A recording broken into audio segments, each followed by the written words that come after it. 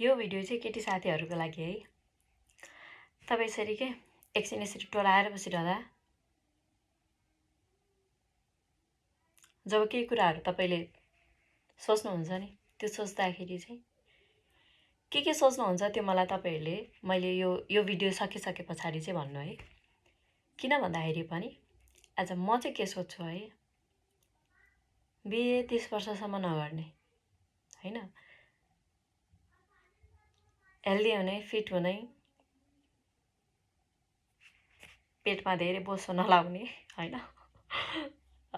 Trekking धेरै गर्ने, धेरै ठाउँ घुम्न जाने, अनि लाज बिल्कुल पनि नमान्ने।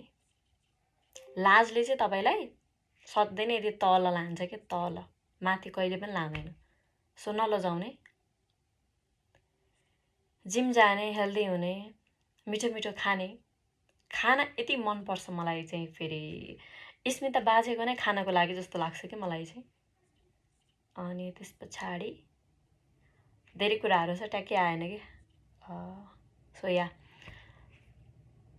स्किललाई डेभलप गर्ने, अर्को अहिलेको मार्केट अनुसार अब आउने कति टाइमसम्ममा चाहिँ कुन चाहिँ सब्जेक्टमा चाहिँ मार्केट खाइरहेको हुन्छ, त्योसँग रिलेटेड कुराहरू सिक्ने हैन, आफूले आफूलाई नै इन्फ्लुएन्स गर्ने।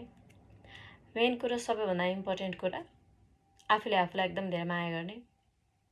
बोल्दा बोल्दा 2 मिनट हुन थालिसक्यो है। फेरि यो बोल्ने भनेपछि यति धेरै मनपर्छ, टाइम गएकै थाहा हुँदैन कि।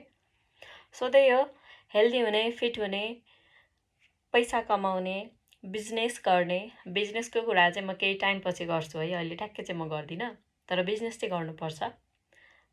जागिर खाएर मात्र चाहिँ हुँदैन। सो या तपाईँहरू सबैजना केटीहरूलाई म के भन्न चाहन्छु भन्दाखेरि चाहिँ, wish you all the very very best. Healthy हुनु, फिट हुनु, पैसा कमाउनु, अनि आफ्नो स्वतन्त्रता, आत्मरक्षा चाहिँ सधैँ नै गरिरहनु।